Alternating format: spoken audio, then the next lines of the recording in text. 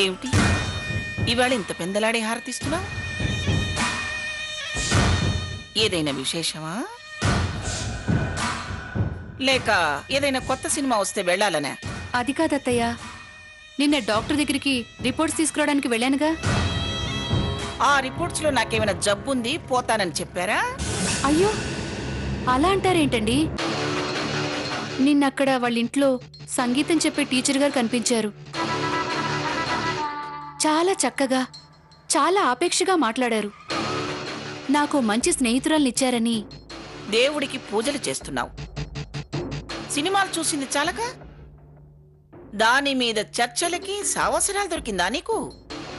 వారు ఏయ్, వారు లేదు వీరు లేదు. నీకంత నచ్చిందంటే అది కూడా ఖచ్చితంగా సినిమా పిచ్చిదే అయి ఉంటుంది. లేకపోతే నీకది దానికి నువ్వు నచ్చడం ఏమిటే? అది కాదత్తయ్య గారు. అవన్నీ నాకు తెలుసులే. హారతి అక్కడ పెట్టి వెళ్ళి కాఫీ తీసుకురా. వెళ్ళు. నమస్కారం పిన్ని గారు. రామ్మా. ఏమిటి పొద్దున్నే వచ్చావు? నేనే నీ కబురు చేద్దాం అనుకుంటున్నాను. మీతో ఓ ముఖ్యమైన విషయం చెప్దామని వచ్చానండి. నేను ఒక ముఖ్యమైన విషయం చెప్పడానికే కబురు చేద్దాం అనుకున్నాను. ఏం చెప్పాలని వచ్చావు? పెళ్లిలో పెట్టుబడుల గురించేనా? నేను చెప్తాను విను. లక్ష్మి, అత్తయ్య, ఆవిడికి ఒక కాగితం కలం తెచ్చివమ్మా. కూర్చోమ్మా. నమస్కారం అండి. నమస్కారం, కూర్చోమ్మా.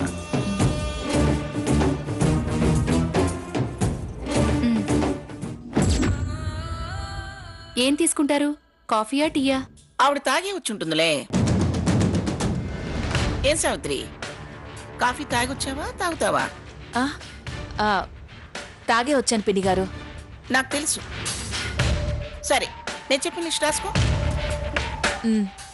మొత్తం కట్నం కింద 10 జరీ చీరలు, ఒక్కొక్కటి 25,000 తగ్గకుండా ఉండాలి.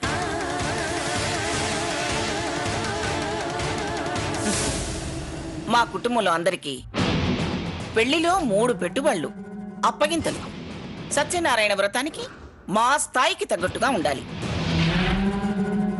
సాకేతికి చెల్లెలు వరుసైన వాళ్ళకి 3 ఆడబడుచులకు బట్టలు పెట్టాలి.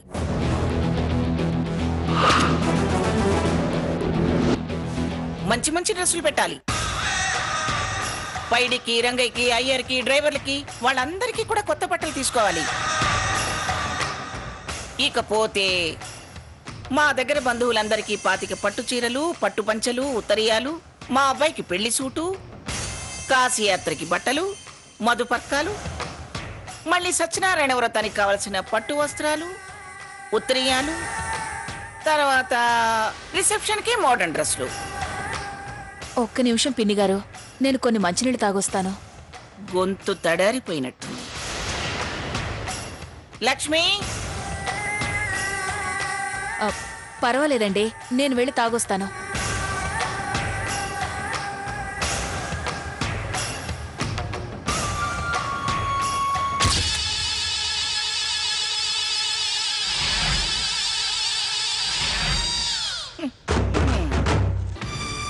లక్ష్మి, ఏంటమ్మా ఇది? ఏమైంది? మీ అత్తగారు చెప్పేదంతా విన్నావు కదా? విన్నాను. అదేంటమ్మా, మా పరిస్థితి తెలిసే కదా ఉభయ ఖర్చులు మేమే పెట్టుకుంటామన్నారు. నిశ్చితార్థం అయ్యాక ఇలా లక్షల్లో ఖర్చయ్యే పెట్టుబడులు చెప్తున్నారేంటమ్మా? వెనక్కి పోతే సీత పెళ్లే కాదు, దాని వెనకాలన్న ఇద్దరి పరిస్థితి కూడా అయోమయంలో పడుతుంది.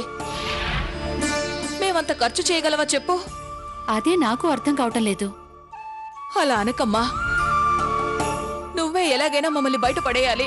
నేనేం చేయగలను చెప్పండి? అలా అనకమ్మా, కాస్త నువ్వే పిన్నిగారితో ముందు మనం అనుకున్న మాటలు గుర్తు చేసే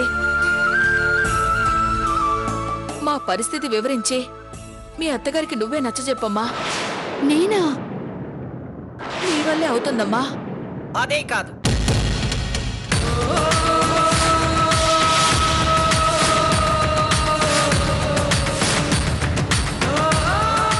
ఆ దేవుడొచ్చినా నాకు నచ్చ చెప్పలేడు.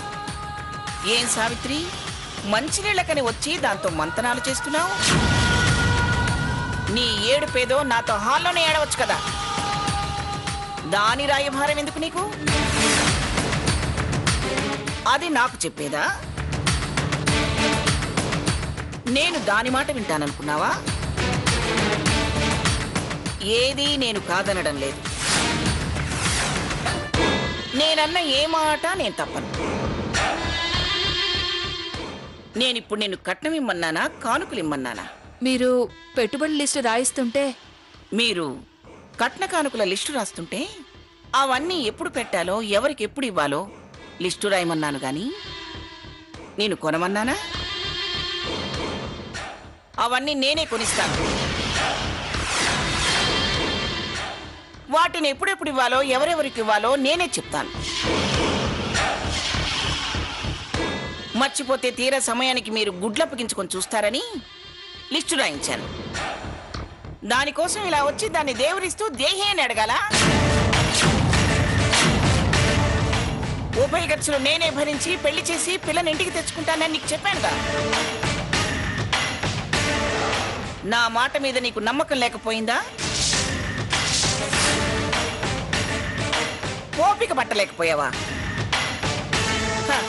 లేకపోతే నేను మాట తప్పేదాన్ని అనుకున్నావా? లిస్టు చదివితేనే గుండె పగిలిపోయే నిన్ను ఎలా కొనమంటాను? నేనేదో దుర్మార్గురాలైనట్టు నువ్వు దీన్ని బతిలాడుతున్నావు. నీ మాట విని అది నీకు ఒత్తాసు పలుకుతుందనుకున్నావా? కొనివ్వమను. ఈ దరిద్రాన్ని నీ దరిద్రం తీర్చమను. చెప్పు. పిల్ల బాగుంది, బుద్ధిమంతురాలని నేనేదో ఇష్టపడితే నీ పిదప బుద్ధి పోనిచ్చుకున్నావు కాదు, నన్ను అవమానించావు. అయ్యో పిన్ని గారు, నేను మిమ్మల్ని అవమానించేదాన్నా? మీ మనసుకి కష్టం కలిగిస్తే నన్ను క్షమించండి. చేసేదంతా చేసి క్షమించండి అనగానే సరిపోదు. నేను నీ పరువు కాపాడాలనుకుంటే నా కోడల దగ్గర నా పరువు తీసి నన్ను అబద్ధాల కోరం చేశావు. అయ్యో పిన్ని గారు, నేనంత దూరం ఆలోచించలేదు. ఈసారికి మన్నించండి. ఇంకెప్పుడు అలా చెయ్యను. మళ్ళీ ఇంకొకసారి ఇలా చేస్తే మాటలతో వదిలిపెట్టను. గుర్తుంచుకో. వెళ్ళు.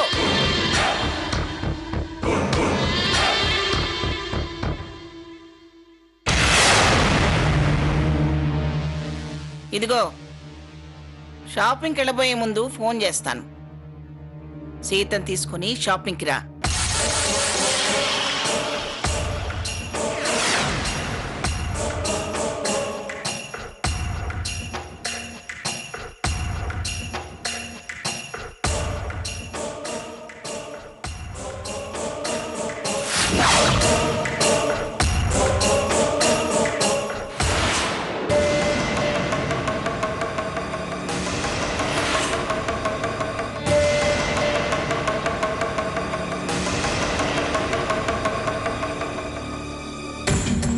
అమ్మ ఈ టైంలో ఎక్కడికి వెళ్ళుంటుంది? రాధాంటీనైనా అడుగుదాం. తాళం ఏమైనా ఇచ్చిందేమో. రాధాంటీ, రాధాంటీ! ఏమా స్వర్ణ, రా లోపలికి రా. లేదాంటీ, నేను మళ్ళీ వెంటనే వెళ్ళాలి. అమ్మేమని ఇక్కడికి వచ్చిందేమోనని వచ్చాను. తాళం ఏమైనా ఇచ్చిందా? తాళం ఏమి ఇవ్వలేదమ్మా. కాకపోతే మంగమ్మ గారి ఇంటికి వెళ్ళొస్తానని చెప్పి వెళ్ళింది. అలాగా, సరే వస్తానంటీ. టీ తాగి వెళ్దుగాని రా అమ్మా. పర్వాలేదంటీ, ఇప్పుడేం వద్దు, వస్తాను. అలాగేమ్మా. ఎందుకు మంగ? పాపం ఆ సావిత్రిని పెట్టుబడి లిస్ట్ అని రాయించి ధరలు చెప్పి అలా బెదరగొట్టావు. అయినా అదేం ఆనందమే నీకు? పేదవాళ్ళకి డబ్బు మీద ఆశే గాని దాని విలువ తెలియదు. అలా అనకపోతే మనం గతిలేక చేసుకున్నాం అనుకుంటారు గాని మనం మంచి కోరుకుంటున్నామని అర్థం కాదు. ఉభయ ఖర్చులు మనవే అన్నావు గదే, మళ్ళీ ఇలా చేస్తే పాపం తను బాధపడుతుంది. పడితే పడుతుంది, ఖర్చులు పెట్టుకుంటాం అన్నమాట నిజమే గాని ఎంత ఖర్చు పెడుతున్నాం అనేది వాళ్ళకి తెలియాలి కదా. అందుకే అలా చేశాను. ఒక పెట్టుబడులకే ఇంత ఖర్చు చేస్తే ఇక పెళ్లికి ఎంత ఖర్చు చేసుంటారు అని ఒక స్థాయిలో లెక్కేసుకోవాలి. మన స్థాయి వాళ్ళకి తెలియాలి. సావిత్రి మాత్రం పాపం బాధపడుతూ వెళ్ళింది.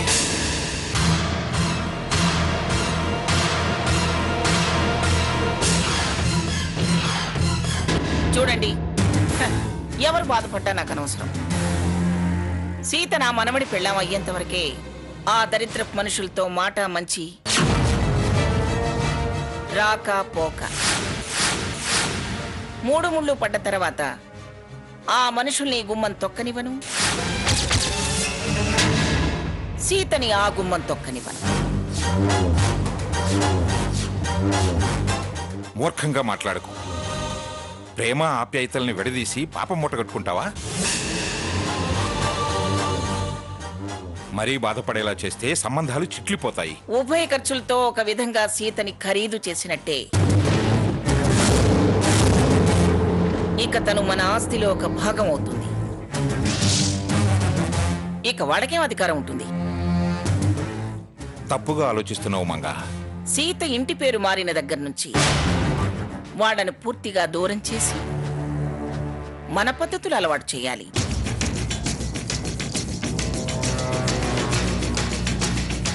మన భోగభాగ్యాలు చూసి పుట్టింటిని మర్చిపోవాలి. చెప్పినట్టు విని తలొంచుకొని బతకాలి. నీ మూర్ఖత్వాన్ని మార్చలేమే. దానికే పేరైనా పెట్టుకోండి.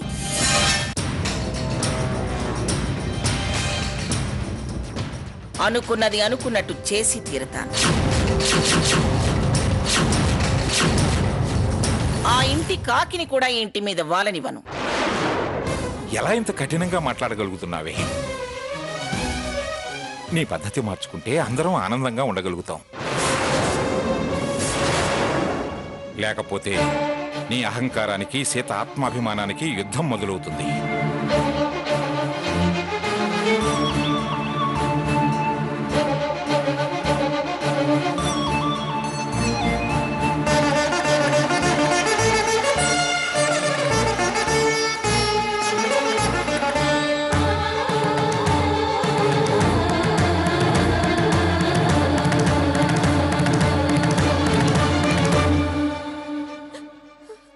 స్వర్ణ,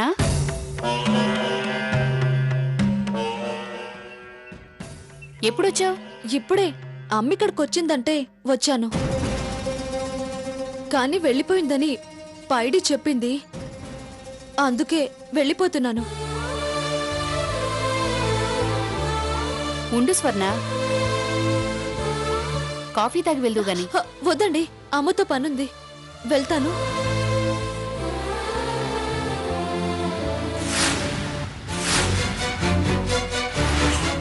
పైడి, పైడి, ఏమిటి అరుపులు? ఇప్పుడే స్వర్ణొచ్చి వెళ్ళింది. ఎప్పుడొచ్చావని అడిగాను. అమ్మని కలవాలని వచ్చాను అంది. పైడేమో వాళ్ళమ్మ వెళ్ళిపోయిందని చెప్పిందట. స్వర్ణ ఎందుకో భయంగా టెన్షన్ పడుతూ వెళ్ళింది. ఉభయ ఖర్చులతో ఒక విధంగా సీతని ఖరీదు చేసినట్టే. నా ముందు బయటపడలేదు కానీ తన కళ్ళలో నీళ్లు రావటం నేను చూశాను. అది ఏడుస్తూ వెళ్ళిందో నవ్వుతూ వెళ్ళిందో అవన్నీ నీకెందుకే? మళ్ళీ ఎవడో బయటలాగి ఉంటాడు. వాళ్ళ అమ్మకు చెప్పుకుని ఏడవడానికి వచ్చి ఉంటుంది. ఏడవని, దానికి నువ్వు బాధపడతావెందుకు? వెళ్ళా.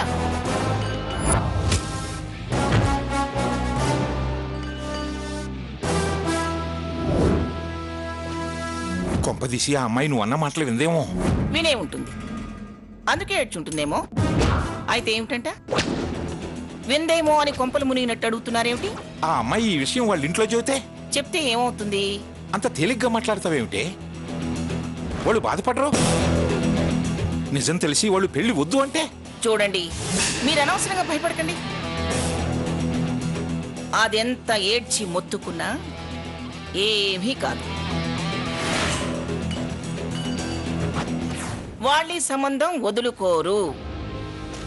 ఈ పెళ్ళెళ్ళి అమ్మా మంగమ్మ గారు ఇలా అంటుంది అంటే అందులే సీతనెత్తిన 4 అక్షంతలు పడేదాకా నువ్వు నోరు తెరవకు అని సావిత్రి దీని నోరే మూయిస్తుంది. అర్థమైందా?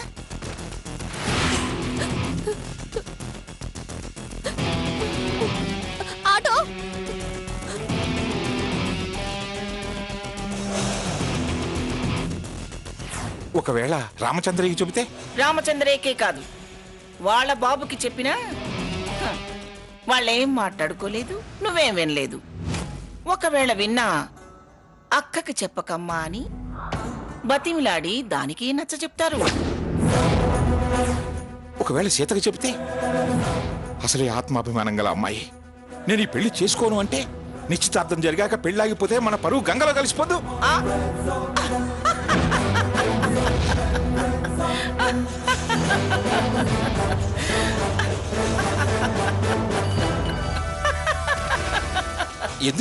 ఎందుకే అలా నవ్వుతావు? చూడండి, పరువు అనేది మనకంటే మధ్య తరగతి వాళ్ళకే ఎక్కువ. ఈ పెళ్లి ఆగిపోతే మనకంటే నష్టపోయేది వాళ్ళేనండి. పెద్ద పిల్ల పెళ్లి ఆగిపోతే ఆ తర్వాత వాళ్ళు సన్నాసులో కలిసిపోవాల్సిందే. ఈ పిల్ల ఇక్కడ విన్న విషయం ఎట్టి పరిస్థితుల్లోనూ వాళ్ళ అక్కకి చెప్పనుగాక చెప్పదు. అంత నమ్మకంగా ఎలా చెప్పగలుగుతున్నావు? అక్క పెళ్లి పెటాకులై జీవితమే నాశనమైపోతుందని, తల్లి తండ్రి గుండాగి చచ్చిపోతారని చెప్పదుగాక చెప్పదు. నా మాట అక్షరం కూడా పొల్లుపోదు. మీరేం భయపడకండి. నువ్వెన్నైనా చెప్పు మంగా, అసలు సీత విషయంలో నువ్వు ఆలోచించే పద్ధతే తప్పు. పైగా అది పైకనడం ఇంకో తప్పు. ఇప్పుడు నీ అంచనా తప్పే అనిపిస్తుంది. నేనెప్పుడూ తప్పు చేయను. ఒకవేళ పొరపాటు చేసినా ఆ తప్పునే ఒప్పని జనం మెచ్చుకునేలా చేస్తాను. చూడండి, నా అంచనా కాదు, మీ అంచనాని తప్పని నిరూపిస్తాను. చూస్తూ ఉండండి.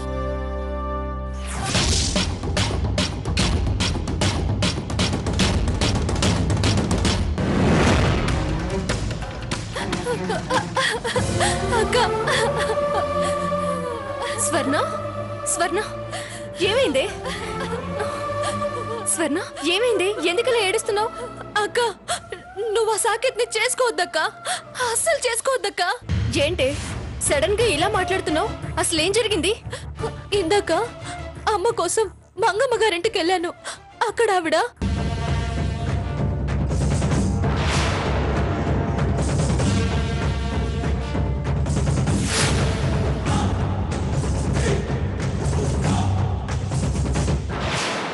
ఆవిడ కడుపులో చాలా దుర్మార్గం పెట్టుకుంది. నువ్వు గాని ఆ సాకేత్ని చేసుకున్నావంటే నీ జీవితం నాశనం అయిపోతుందక్క. వద్దక్క, నువ్వు ఆ పెళ్లి చేసుకోవద్దక్క. అక్క, నువ్వు ఆ ఇంటికి కోడలుగా వెళ్ళొద్దక్క.